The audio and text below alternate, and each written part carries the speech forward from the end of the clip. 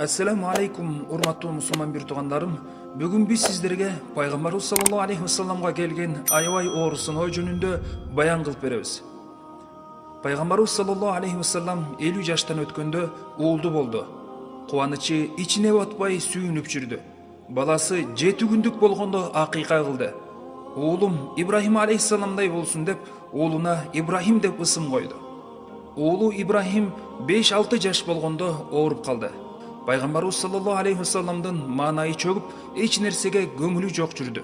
Ибадат кылган бөлмөсүндө "О Аллахым, уулума шифа бер" деп ыйлап дуа кыла берди. Бир убакта терезеге көзү түштү. Караса, уулу Ибрахим чуркап үйдөн чыгып калды. Пайгамбарыбыз саллаллаху алейхи вассалам кубанып кетти. "О Аллахым, өзүңө шүгүр, дуамды кабыл кылыптырсың" деп дуа кылды. Ошол замат пайгамбарыбызга Жабраил периште Аллахтан вахий алып келип, пайгамбарыбыздын желкесине башын коюп ыйлап калды. Пайгамбарыбыз саллаллаху алейхи вассалам: "Эй Жабраил, эмнеге ыйлап жатасың? Кыяматтын кабары келип калдыбы?" деп сурады. Жабраил периште ыйлап: "Жок Расулуллах, сиз балам оорудан айыкты деп кубанып жатасыз. Уулуңузду жакшы көрөсүз деп ыйлай берди. Пайгамбарыбыз саллаллаху алейхи вассалам: "Эй Жабраил, уулумду чындыгында аябай жакшы көрөм" деди. Жабраил периште токтобой ыйлай берди. "Эй Расулуллах, мени менен чогуу ким келгенин билесизби?" деди. Пайгамбарыбыз саллаллаху алейхи вассалам: "Ким келди?" деди. Жабраил периште: "Мени менен чогуу Азраил келди. Бүгүн уулуңуздун жанын алат" деди. Уулуңузду сизден кийин адамдар пайгамбар деп албаш үчүн Аллах сизге эч качан уул перзент бербейт экен. Бир жүрөктө эки махабат бирикпейт. Үммөтүңүздү тандаңыз же уулуңузду" деди. Пайгамбарыбыз саллаллаху алейхи вассаламдын бүт денеси титиреп кетти. Токтоно албай ыйлап жиберди. "О Аллахым, каарыган чагымда бул кандай сыноо болду? Эй Жабраил, бул кандай сыноо болду?" эми деп ыйлап олтуруп калды. Жабраил алейхиссалам да ыйлап жатты.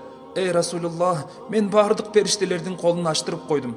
Өзүм да дуа кылам. Келиңиз дуа кылабыз. Уулуңуздун жанын сиз бул дүйнөдөн өткөндөн кийин алуусун Аллахтан сурайбыз, кабыл кылат" деди. Пайгамбарыбыз саллаллаху алейхи вассалам ыйлап: "Эй Жабраил, мен уулунун өмүрүн сураганы келген пайгамбар эмесмин. Мен үммөтүмдү тандадым. Колун бардык периштелер ачкан болсо, дуа кылышсын, мен да дуа кылам. Үммөттөрүмө уулумдун ордуна салих, диндар перзенттерди берсин" деди да ыйлап дуа кылды. Пайгамбарыбыз саллаллаху алейхи вассалам: "Эй Жабраил, уулум менен коштошуп алууга уруксат берилеби?" деди. Жабраил алейхиссалам: "Азраил периште сизден уялып кирбей жатат, сиздин уруксатыңызды күтөт" деди. Пайгамбарыбыз саллаллаху алейхи вассалам эшикке чыгып карады. Баласы сахабалар менен чуркап ойноп жүргөн эле. Баласы Ибрахим кулук мүнөзү жана сырткы келбети абдан сулуу, адептүү бала эле. Пайгамбарыбыз саллаллаху алейхи вассалам алыстан карап: "Эй көзүмдүн карасы, бул жакка келиңиз" деди. Уулу чуркап келди. Башынан сылап: "Уулум, сиз сапарга кете турган болуп калдыңыз" деди. Уулу кубанып: "Андай аманатчылым бар эле" деп дагы ыйлап жиберди. Уулу барып, аманат болгон жаңгакты берип, бардык балдар менен кол алышып, коштошуп чыкты. Кээ бирөөлөр менен чоң кишилерче кучакташып коштошту. Жабраил периште токтобой ыйлап турду. Уулу келип: "Ата, кана басыңыз. Сиз көп ата жөнүндө хадис айткансыз. Сизден алдыда бассам урматсыздык болор" деди. Бул сөз пайгамбарыбыз саллаллаху алейхи вассаламдын жүрөгүнө от салды.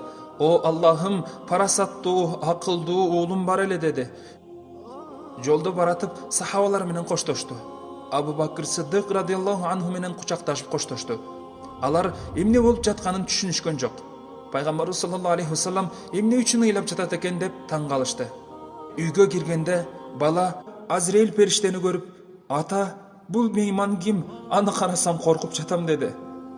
Пайгамбарыбыз саллаллаху алейхи вассалам: "Коркпо балам, бул мейман ушундай зат, атаны баладан ажырата турган, дүйнөдөгү бардык инсандын жанын ала турган, кабырларды гүлдөтө турган зат" деди. Баланын башы ооруп кирди. Баласы: "Башым катты ооруп жатат" деп калды.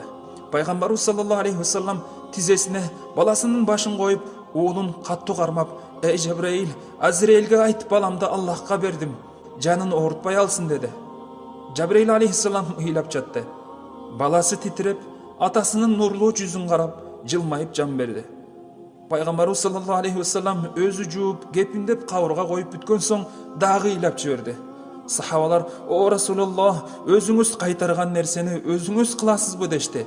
Расулуллах саллаллаху алейхи вассалам Силер бүгүнкү окуядан кабарыңар жок. Бүгүнкү окуя башка бир адамдын башына түшкөндө чыдап тура алмак эмес. Эгер балам силердин балаңар болгондо азыр ойноп жүргөн болот эле деди.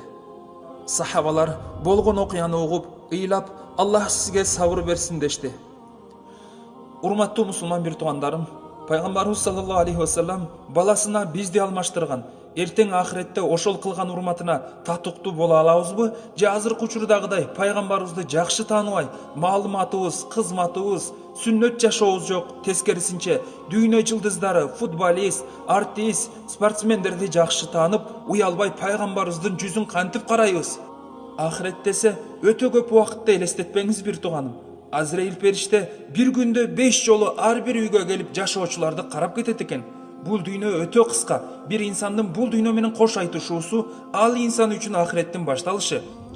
Дайыма пайгамбарыбыз саллаллаху алейхи вассаламдын атын укканда саллаллаху алейхи вассалам салам жана салаваттар болсун дейле. Сүннөттөрдү аткарганга дайым аракет кылалы.